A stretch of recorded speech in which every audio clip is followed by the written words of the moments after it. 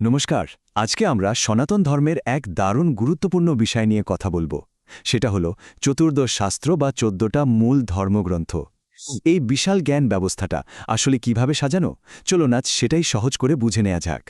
দেখুন, আমরা অনেকেই ভাবি যে ধর্ম মানেই শুধু বিশ্বাস, তাই না? কিন্তু সনাতন ধর্মের ব্যাপারটা একটু অন্যরকম।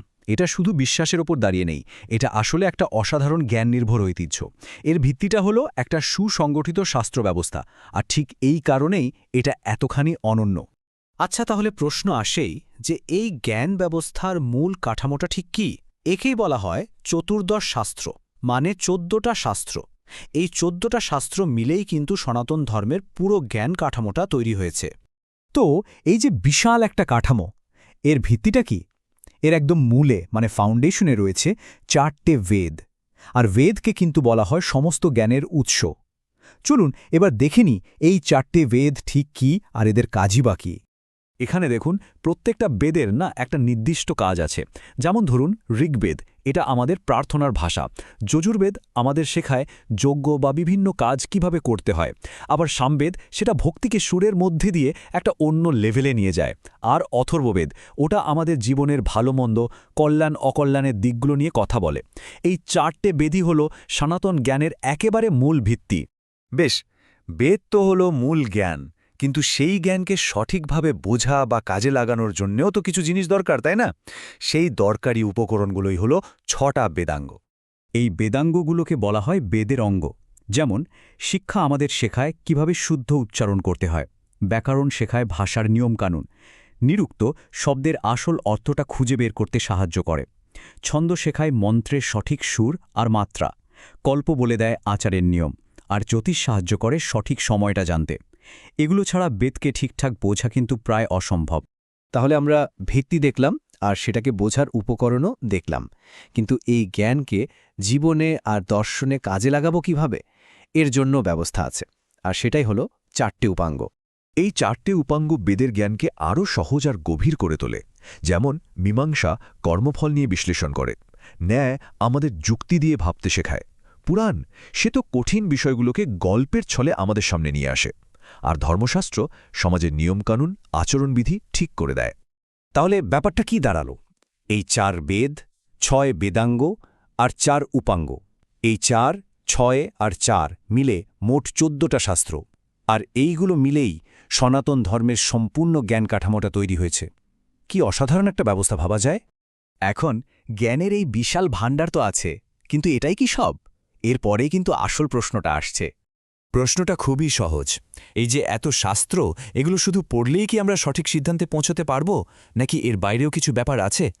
আর উত্তরটা কিন্তু বেশ চমকে দেওয়ার মতো। শাস্ত্র নিজেই বলছে, না, শুধু পড়লেই হবে না।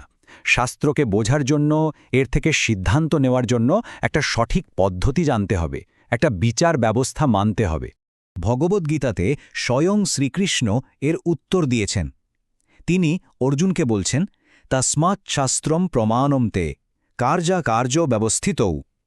এর মানে হল কি করা উচিত আর কি করা উচিত নয় তা ঠিক করার জন্য শাস্ত্রই হল প্রমাণ। তার মানে শাস্ত্রকে প্রমাণ হিসেবে ব্যবহার করার পদ্ধতিটাও জানতে হবে। তো মূল কথা হল, যদি শাস্ত্রই প্রমাণ হয়, তাহলে তাকে আমরা ব্যাখ্যা করব কিভাবে? এর জন্য একটা পরিষ্কার সিস্টেম আছে, আর তাকেই বলা হয় শাস্ত্রবিচার।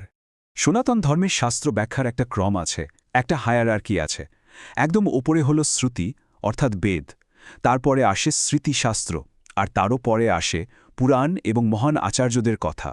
আর এর সবচেয়ে বড় নিয়মটা হল, যদি কোনো স্মৃতিশাস্ত্রের কথা বেদের কথার সঙ্গে না মেলে, তাহলে সবসময় বেদের সিদ্ধান্তকেই মেনে নিতে হবে, কারণ বেদই হল সর্বোচ্চ প্রমাণ, এর ওপরে কিছু নেই। শাস্ত্রকে ঠিকঠাকভাবে বিচার করার জন্য এই ৩টে স্তম্ভকে একসঙ্গে কাজে লাগাতে হয়।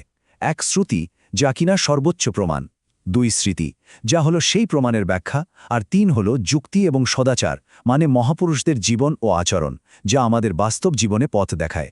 এখানে একটা কথা কিন্তু মনে রাখা খুব দরকার। শাস্ত্রের এখান থেকে একটা লাইন, ওখান থেকে একটা লাইন তুলে নিয়ে বিচার করলে কিন্তু মারাত্মক ভুল বোঝাবুঝি হতে পারে। এতে শাস্ত্রের আসল মানেটাই হারিয়ে যায়। তাই পুরোটা পড়া আর নিয়ম মেনে বিচার করাটা খুবই জরুরি। চলুন এবার আমরা একদম শেষ পর্যায়ে চলে এসেছি। এই যে এত বড় একটা জ্ঞান ব্যবস্থা, এর আসল উদ্দেশ্যটা কি? এটা আমাদের কোথায় নিয়ে যেতে চায়? এই পুরো জ্ঞান ব্যবস্থার উদ্দেশ্যকে যদি একটা শব্দে বলতে হয় তাহলে সেটা হলো আলো। হ্যাঁ, শাস্ত্র হলো সেই আলো যা আমাদের জীবনের পথ দেখায়। কিন্তু একটা ব্যাপার আছে, তাই না? আলোটা ঠিকমতো দেখতে হলে তো নিজের চোখটাও পরিষ্কার থাকা দরকার। আর এই পরিষ্কার দৃষ্টিটাই হলো শাস্ত্রবিচারের সঠিক পদ্ধতি। আর এখানেই আমাদের সামনে একটা সিদ্ধান্ত নেওয়ার ব্যাপার চলে আসে। আমরা এই জ্ঞানকে কি হিসেবে ব্যবহার করব? পথ দেখানোর জন্য একটা আলোকবর্তিকা হিসেবে, নাকি অন্যকে আঘাত করা, বিভেদ তৈরির একটা অস্ত্র হিসেবে? সিদ্ধান্তটা কিন্তু আমাদেরই। তাহলে আজকের দিনে দাঁড়িয়ে এই প্রাচীন জ্ঞান কাঠামো থেকে আমরা কি শিখতে পারি? মূল কথাটা হলো, আমরা যেমন শাস্ত্রকে অস্ত্র না বানাই, বরং তাকে একটা আলোকবর্তিকা হিসেবে ব্যবহার করি। আর এভাবেই কিন্তু এই মহান ঐতিহ্যের সম্মান আমরা রক্ষা করতে পারব। ধন্যবাদ সবাইকে, নমস্কার।